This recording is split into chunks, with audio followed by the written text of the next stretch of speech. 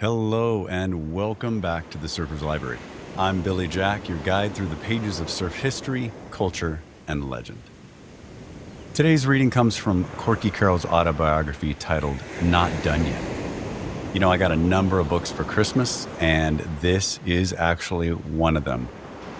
Corky Carroll is one of the true pioneers of professional surfing. It's funny that I grew up in Huntington Beach, so I saw Corky around town quite a bit. I remember a number of times seeing. One time I remember, I think I scared the heck out of my dad. We were at Duke's on the pier in Huntington, and I saw Corky playing music at Duke's. And I was like, "Dad, hey, that's Corky Carroll singing." I was like, "Yeah, that's great, son. Settle down."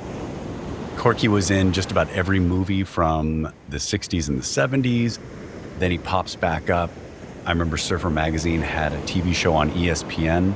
It was Hot Summer Nights, but Surfer Magazine was the show, and Corky was the host of that. And then obviously everybody, I think, knows about the beer commercials. The Miller Lite commercials were all over the place. So for a guy who claimed to not really have a job, he was a pretty busy guy for a very long time. And so if you surf, I'm hoping that you know who Corky is, or, you should. And if not, here's just a short list of his accomplishments. He won over 100 surf competitions. He was the first person paid to surf and was able to put surfer as his profession on his tax returns. He was the first surfer to receive endorsements. He was the first surfer to have a production model shortboard. He was voted best surfer in the world in a 1968 Surfer Magazine readers poll. He actually retired from professional surfing at the ripe old age of 24. He was inducted into the Surfing Walk of Fame twice and the Surfers Hall of Fame. He is the only pro surfer with a gold record for an album called Tan Punks on Boards. He wrote 3 books, this is one of them, and he starred in 13 Miller Lite commercials. So while that highlight reel is pretty impressive, the stories behind those accolades in this book are even better. So let's paddle out and find out how Corky Carroll became Corky Carroll.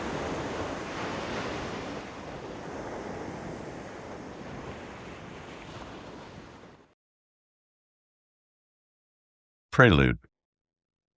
My name is Corky Carroll, and I'm a surfer. My parents loved me very much. This was obvious to me and everybody else who knew me as a child or when I was growing up. I was born on September 29th, 1947, as Charles Curtis Carroll in Alhambra, California, a suburb of Los Angeles. My dad was Charles Chester Carroll, carrying on a long line of Charles Carrolls.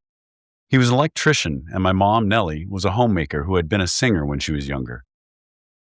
When I was really little, I had the colic and would make these little burping sounds all the time. Our neighbor had a dog that barked all the time, and from what I hear, it was hard to tell the difference between my burping sounds and the dog barking. His name was Corky, so you guessed it, they nicknamed me Corky after the neighbor's barking dog. I've never gone by anything else, and probably would not respond if called by Charles. But call me Corky, and I will come, fetch, roll over, shake hands, and pretty much any other trick in the manual. Although we lived in a nice neighborhood, it was their feeling that this was not a great place to raise a kid. Even then, there was gang activity and the atmosphere was not really optimum for a peaceful and happy childhood. So when I was ready to start school, they decided to move us to the beach, and it was the best thing they ever could have done for me. Who even knows what would have become of me if we'd have stayed in the city? One thing is absolutely certain, though. My life would have unrolled much differently. Chapter 1. First Ride, 7 years old. Surfside Colony is a tiny strip of Southern California beach just south of Seal Beach, which was lined with a few dozen weathered and battered wooden beach houses back in the 1950s. They were one step above what you would call shacks, really. Our first house was a tiny one-bedroom affair with a little loft, which was where I slept. The sound of the surf, which pounded in constantly, literally within feet of our front door and the little window above my bed, pretty much drowned out everything else. It became the soothing lullaby that put me to sleep each night and woke me early every morning. In time, I would be able to tell exactly what the surf conditions were like, the size and shape, tide and wind conditions, just by listening to the sounds it made. The surf would come to take my heart and soul, as well as become my life story. It got into my very bones and has become as much a part of me as my blood. It pulses through my veins. When it's up, I can feel the excitement rush through me like a freight train. When it's down, I get restless. Our house was B21. Next door, in B20, there was an older guy who was a surfer and whose name was Larry Conroy. He had a beautiful wooden surfboard that he kept in his backyard. I could see it through the slits in the wood fence that bordered our yards. I had wanted to try and ride it for the first few months we lived there. My dad had bought me a heavy-duty canvas air mattress to ride in the surf. I loved that thing, even though it would rub my body raw daily with its rough and abrasive surface. There were a few other kids along the beach that were my age, and we all rode those air mats together. Actually, we would ride anything we could find that would float. Old pieces of plywood with nails sticking out of them, inner tubes, whatever. One dude paddled out on a rotten old rowboat we found on the beach one day. Before he got very far from the beach, the thing just sank out from below him, which was really entertaining for the rest of us. The beach and the ocean were our playground. I could not stay out of the water. It drew me like a goddess with a magic flute. The older guys had surfboards. In those days, they were made of wood, mostly balsa wood, but some still with redwood and other wood combinations. Needless to say, they were heavy. Most of the guys just left them laying around on the beach after they surfed. Nobody was going to bother them. Larry Conroy was the best surfer on our beach, and he had the nicest surfboard. I guess that's why he kept it in his yard, right where I could see it and crave riding it. I would peer through the fence day in and day out, just wondering what it would be like to stand on top of it riding some monster wave. It sort of became an obsession after a while, like I was stalking it or something. Larry had a younger cousin named Carrie, who was my age. Carrie was really good at getting me into trouble. One day we were hanging out and I was telling him how I wished I could try that surfboard that Larry had. He kind of casually and challenging at the same time suggested that I might as well just get it over with and sneak the board out of the yard and try it out. Larry's not home. Nobody'll ever know, he urged. Come on, Corky, just do it. Did he later work for Nike? So I did. That was the day my future college career went out the window. Surfside had a little street that ran along the beach. The houses on the ocean side were A row. On the land side, they were B row.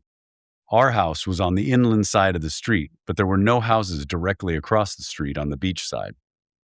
There was also very little beach, maybe only about 20 feet of sand and then the ocean. Carrie had to help me carry the board out of the yard, across the street, and onto the beach. It was too heavy for me to pick up by myself. We were only like 6 years old at the time, and this big wooden surfboard weighed more than both of us together. But we got it down to the water, and I made my launch. The surf was probably about 3 or 4 feet that day, although in my boy mind memory it was freaking huge, like 80 or 90 feet, maybe 100, really big. I'm really not sure how I made it out past the waves. Must have just been sheer luck.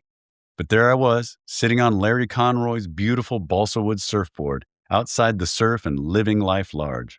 What a beautiful feeling and beautiful view. When the waves would pick me up, I could see over the houses.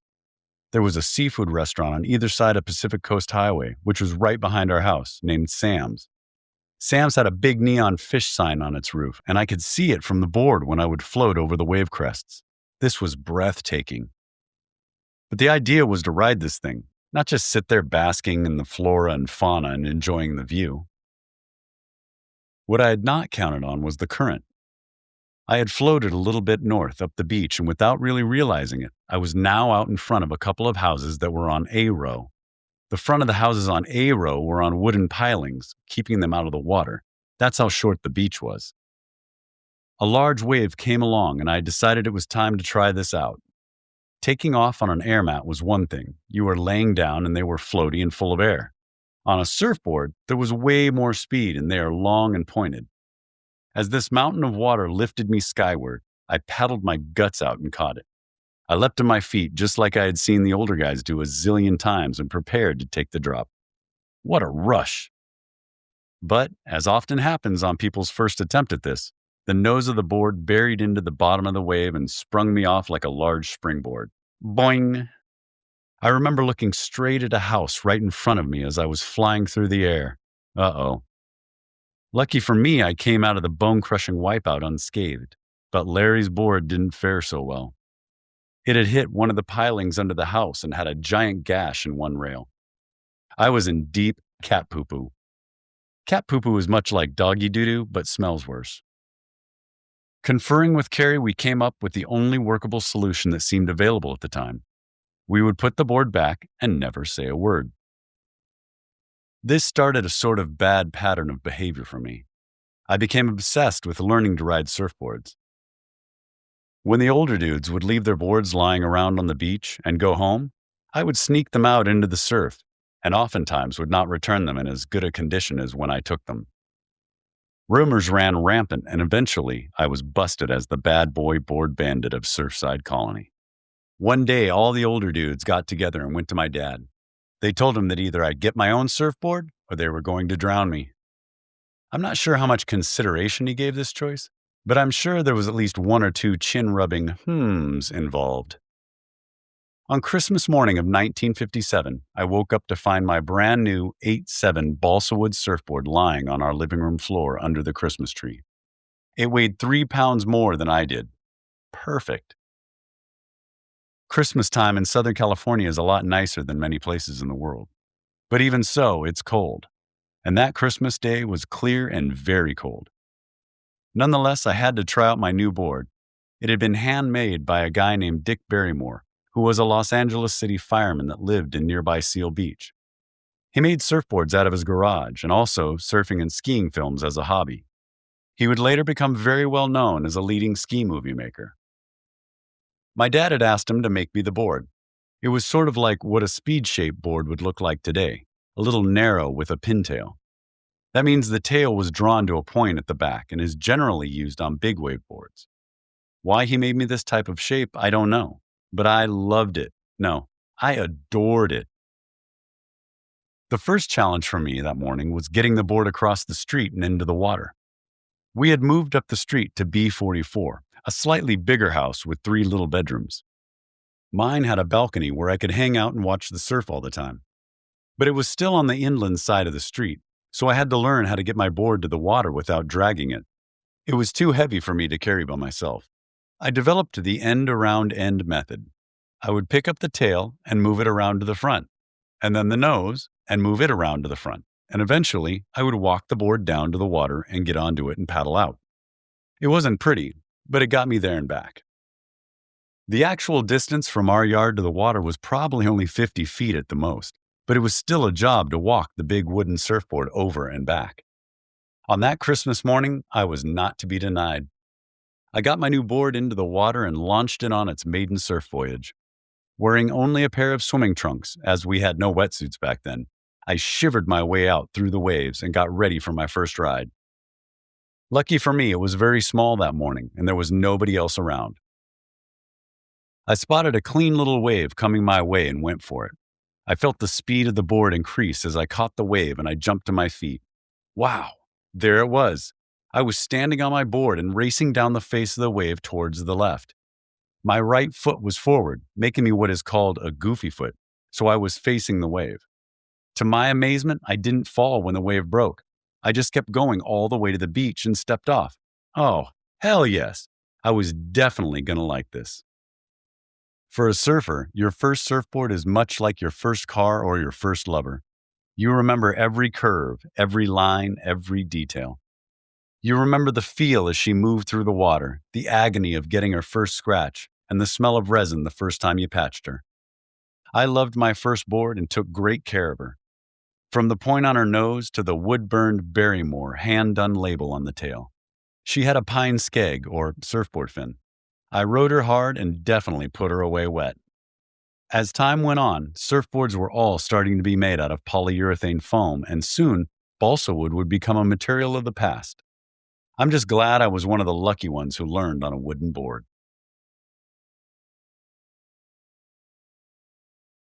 Chapter 2. The Stoke. From that first Christmas morning until I was out of the house and on my own, my parents had a very hard time keeping me out of the surf. Probably something like 90% of my thoughts were centered around surfing. The other 10% was divided into the various activities of a young boy: eating, school, friends, and what was on television. I don't think my schoolwork suffered much because of my surfing, but probably my social life did to some extent. From day one, surfing took priority over just about everything else. I was lucky to live right on the beach where I could surf almost as much as I pleased. I could get up before first light and get in a good hour of surfing before catching the school bus. One of the real struggles I had with my mom was that she had been in music when she was younger and wanted me to learn to play the piano. This was probably because we had a piano. It had come with the house. She had been a singer during the days of live radio and had performed on KHJ in Los Angeles, and also had made a couple of records. They were made of tin back then. Every now and then, we would try and play one on our record player, and even though the sound was very scratchy, you could hear her and recognize her voice. She had been much younger then, as she had had me at close to 40 years old. I have an older sister, Norma, who is 20 years older than I am, and was already married with kids of her own when I was born. Nonetheless, Mom was always singing when I was a kid, and I knew the songs on her records by heart. Her brother, my Uncle Lawrence, was a classical violinist and also a jazz drummer who had had the band that played on the Great White Steamship that traveled back and forth from Long Beach Harbor to Catalina Island back in the 1940s. So, Mom wanted me to have music too, and she hired Mrs. Suppley, the wife of a local minister, to give me piano lessons. I might have gotten into it if Mrs. Suppley would have given me anything that I was interested in the way of music, to learn. But she was into classical music and insisted that is what I had to learn. I was thinking Ray Charles and she was thinking Bach. Plus, these piano lessons took place right after I got home from school, when my mind was completely focused on getting back into the surf. I resisted to the max, but Mom won out, and I was forced to have to bang my way through 30 minutes of practice every day before I could go out surfing, plus my lesson every Tuesday. Little did I know then what a solid my mom was doing for me, one that would come in handy in my post-surf years, and to this day still does. Then there was the homework issue. I was pretty good at snowing her into believing that I got all that done right after dinner and before television. Most of the time I was really hard at work, drawing surf pictures or coming up with cool color schemes for fantasy surfboards that I had in my head. Some homework must have gotten done because I kept my grades reasonable, but I don't remember putting much effort into that. Something that had a profound effect on me was seeing my first surfing movie. There were a couple of brothers who lived down the street from us named Mike and Mark DeChevreau. They were fellow Air Mat warriors with me, and also were getting into surfing at the same time I was. Their mom, Ruth, was a huge fan of the bullfights and would head down to Mexico all the time for that. She would also occasionally pile us all into the back of her station wagon and take us surfing down the coast to Doheny and San Onofre, excellent surf spots at the southern end of Orange County. One night she found out about a surfing film being shown at a little artsy kind of theater up in Hollywood and loaded us all up to go see it. The name of the movie was Surf Safari. It was filmed and narrated by a dude named John Severson, who would later go on to publish Surfer magazine. I will never forget that adrenaline rush I felt when the big wave sequence came on the screen. The music got cranked up. It was the theme from Peter Gunn by Henry Mancini, and the narration went, "On December 15th, the biggest swells to hit the Hawaiian Islands in over 50 years came marching out of the North Pacific. Only a handful of the truly hardcore were there to meet the challenge." My jaw dropped, and I was totally swept away with the enormity of this. I was stoked to the max. I had a full-blown case of surf fever, a later John Severson movie title. That did it. From then on, I went to see every surf film there was and collected every surf photo, surf poster, surf anything I could get my little hands on. All the walls of my room and the ceiling would eventually be filled with surf stuff. Surfing consumed my life. Yeah, I still played Little League baseball and all that kind of stuff, but it was surfing that became my passion. Everything else took a back seat to that. In 1959, the movie Gidget hit theaters all around the country. It was based on a real chick who had hung out at Malibu during the summers and had become a part of the surf pack there. Her father had written a book about her and the surf crew, and it became a Hollywood movie. Like everything else that had anything to do with surfing, I couldn't wait to go see it. A lot of the local surfers thought it was not very realistic, but I loved it. Some of the big-name surf stars did the surfing in it, like Mickey Dora. A dude named Mickey Munoz, who's a little guy himself, did some of the surfing for Sandra Dee, wearing a girl's two-piece bathing suit and a blonde wig. The rest was done by Linda Benson, a top female surfer in the world in those days. That movie had a huge impact on surfing. Before that, the entire surfing population in the United States consisted of a few pockets of what were considered beatniks, bohemians, and lunatics along the West Coast and in Hawaii. After the Gidget movie, all surf hell broke loose. Everybody wanted to be a surfer. America had this romantic notion that surfers were all free-spirited, party-loving nomads that didn't work and spent all their time surfing and making out with hot chicks at beach parties and in the back of their woodies. This was an image I could definitely sink my teeth into and grasp it as a workable vision to ascend to. I was as stoked as a kid could be. Chapter 3. I'm gonna be good, and I don't care what you think.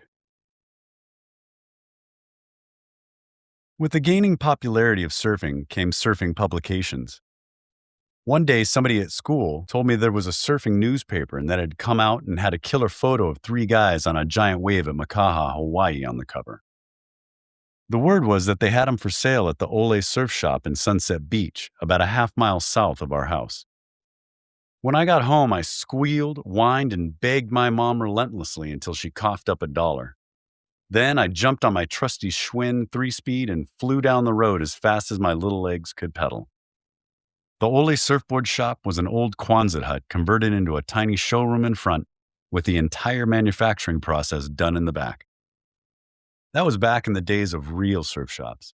You got blasted by the smell of resin right when you went in through the door, and normally you'd step in some and ruin your shoes at the same time, or at least get a bad case of fiberglass itch from the dust in the air from sanding the boards. It was sort of becoming a part of the whole process, I guess. Be one with your board, so to speak. When I got to the shop that day, local surf star and future legendary lifeguard Timmy Dorsey was working in the little sales area. He was one of my surfing heroes at that time, and I was happy that he was there to talk to. Little did I know then that Tim would become a lifelong friend and brother to this day. Timmy was one of the few local surf stars who had taken the time to be nice to me in the water and always had a smile and a, "Hey kid, how's it?" for me. Of course, I was probably a bit hard to bear at that time for most of them due to my zealous stoke and high energy. More on that a bit later. So Timmy sees me come in and gets this huge grin on his face. "I bet I know what you want," he said with music in his voice. My eyes lit up. There it was, sitting on the counter, the object of my desires. The first surfing newspaper complete with the classic surf shot of Peter Cole, Wally Forsyth, and George Downing screaming across this huge and beautiful wall of water at Makaha. "Yeah, the paper, the paper, the paper. I want it," I bellowed with glee. "How much money do you got?" "My mom gave me $1. Is that enough?" At first, Tim sort of winced and frowned. He was looking at the ground and kind of shaking his head. I guess he could see the light go out in my eyes. Well, I guess he kind of engineered that, actually. "Gee, kid, they want $1.50 for this thing," he said with just a touch of sympathy in his tone. My head dropped. "But for you, I'll let this one here with only a small resin drip on the corner and a light mustard stain for my sandwich go for only $1. "Really?" I came back to life. "Yep, and not only that, I want to tell you that Ole and I have been watching you surf and are impressed with what we've been seeing. You could have some potential." "Really?" My heart was soaring. Note, the price on the cover was actually 50 cents. "Yep, and Ole has authorized me to offer you a surf team deal if you want to ride an Ole surfboard." "Really?" "Yep, free color." "Free color? Oh, wow, really?" "Yep, so when do you want to order your new Team Ole board, amigo?" Before those words had finished leaving Timmy's lips, I was on my bike, slightly soiled surfing newspaper in hand, and was racing home as fast as I could go. My dad should be getting home from work at any minute, and I had some serious work to do. At that time, I had just about completely thrashed my second board. It had started out to be a candy apple red tint foam board made by the same Dick Barrymore who had made my first balsa wood board. The wood board had lasted me about a year and a half, and then I had to have one of the new foam boards. It was the thing, lighter and more maneuverable. I was about a year and a half into my candy apple red Barrymore, which was now a weird faded yellow-brown kind of color, and it was so full of dings and patches that the original lightweight red beauty had turned into a heavy, sluggish eyesore. Even my dad could see that. I have to say that both my parents were always behind my surfing and did all they could to support me. When I told my dad about the surf team deal, his eyebrows went up. "Free color? That's a good deal?" he smiled. "Yeah, Dad, amazing deal. Ole and Timmy Dorsey himself think I have potential. Come on, Dad, please."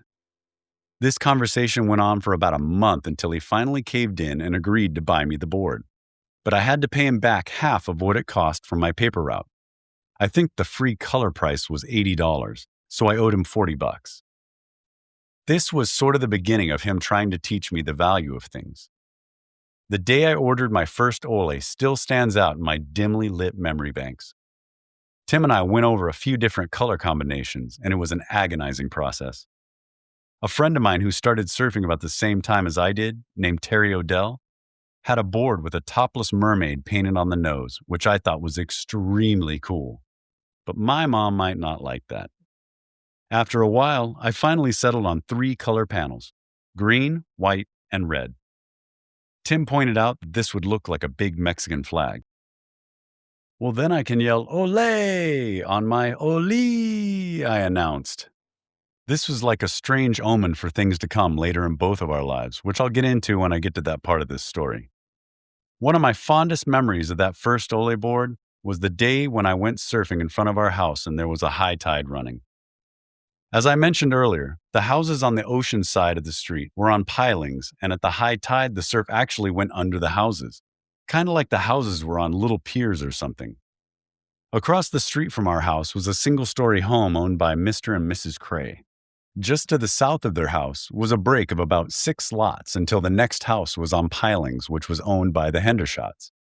On this particular day, I was riding a wave and came into the shore break right between the 2 houses. Just as the wave closed out near the sand, I did what was called a flyaway kickout. This is where you launch your board towards the sky to get yourself out of the wave.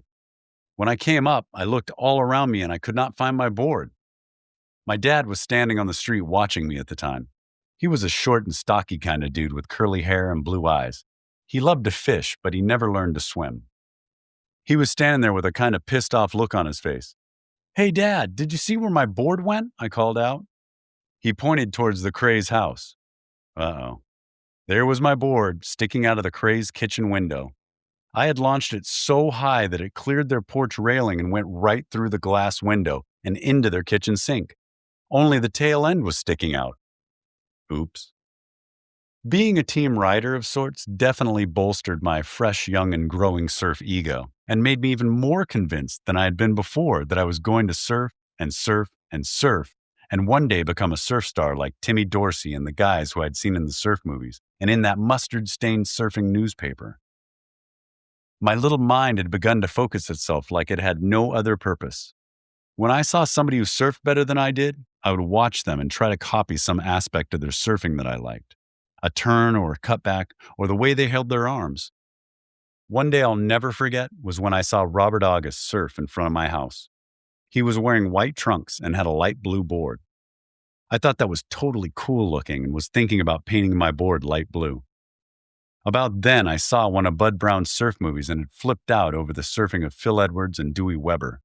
Phil was ultra casual and Dewey was ultra radical. I wanted to surf like Phil, but look like Dewey. He had worn white trunks and had a red board in the movie, so then I wanted to paint my board red. The farthest I got was to take an old pair of my dad's white clam diggers and cut them off just above the knees. They had a couple of blue stripes down the sides of the legs, which I thought was cool. This made a sort of baggy-looking kind of surf trunks. Once clad in my white baggies, I set out to try and surf like a sort of makeshift Phil Edwards-Dewey Weber combo, two opposites. I think what I got was an over-exaggerated, arm-waving, non-stop motor-mouth surfing Energizer bunny. When the hot local guys would show up to surf in front of my house, which was really the best spot in our local area, I would be all over them like a sand flea on a beach dog. Hey, you guys, gonna go out? Huh? Huh? Wow, it's really looking good. It was horrible. Hey, I'll meet you out there. I want to show you my new monster Dewey Weber drop knee cutback and really cool Phil Edwards head bobble. Wow, I would babble. Usually, by the time I changed and grabbed my board from the backyard, they had driven away in haste. But sometimes they would go out, and I probably bugged the heck out of them. I wanted to be good, and I really didn't care who knew it or what they thought about it. Then came the day that the first issue of Surfer magazine came out. I was at school when I found out about it. A pal of mine named Greg Hector had one. Everybody was trying to get a look at it during lunch. Greg told me that Robert August had 10 of them for sale, and I'd better get over to Robert's house right after school if I wanted to get one. Same deal as with the newspaper. I got home and begged and pleaded with my mom to give me the $1.50 that the magazine cost. But she only had a $5 bill and told me that I had to bring home the change. No problemo, mama. I jumped on the trusty 3-speed Schwinn and raced the mile or so over to Robert August's mint green house on 13th Street and Seal Way in Seal Beach. I did not want to miss out on getting my copy.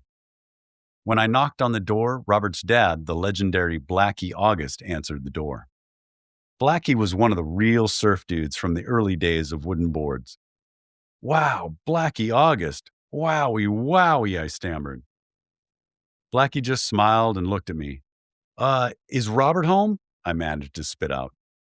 Yeah, he's down the hall in his room jacking off, Blackie said with a wave towards a slightly ajar door down the hallway. Jacking off? Was he serious or just joking? Geez, did I dare go down there? Yes, I wanted my Surfer magazine. Besides, Blackie had to be kidding, right? Wrong. I sheepishly knocked on Robert's door and kind of peeked in at the same time. Ah, man, there was Robert jacking off. I was living the Southwest Airlines commercial. Want to get away? What do you want, Carroll? Robert bellowed while pulling up his, yes, white surf trunks. I want to buy a Surfer magazine, that's all. You got any money? Yeah, my mom gave me $5, but I have to take home the change. Change? There is no change, you punk. They cost $5. But it says $1.50 on the cover, Robert. Well, that's before shipping and handling charges and my commission. If you want one, it's $5. Take it or leave it. Naturally, I took it. I did get my mother's money's worth, though. I have to admit that I read that magazine over and over and looked at those photos until my eyes must have faded them half off the pages. I had every photo in my mind, every caption, every word in every ad on every page. Thinking back, that magazine must have originally been a promotion for John Severson's next surfing movie, Surf Fever, because all the photos were from the film. Maybe he had intended it to be a program, but it had grown into a magazine, so he decided to release it as one. In any case, it was a good move. Before long, Surfer magazine would become the official Bible of surfing.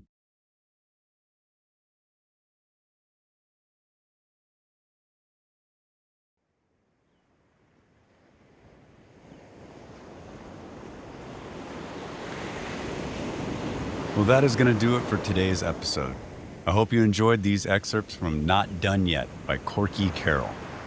While we only covered a few chapters this episode, please be assured that we will be revisiting this book again soon. I also hope that if you like it, you'll take the time to share this podcast with a friend. If you'd like to help support the podcast, you can visit buymeacoffee.com/The Surfer's Library. Your support helps cover the platform fees that keep the show going each month. Also, if you'd like to sponsor the podcast or have any story ideas or feedback for me, please contact us on Instagram or at thesurferslibrary@gmail.com. Until next time, thanks for tuning in. And as always, keep your toes on the nose, your stoke high, and always, always, always support your local surf shop. Happy New Year. I'll see you in the lineup.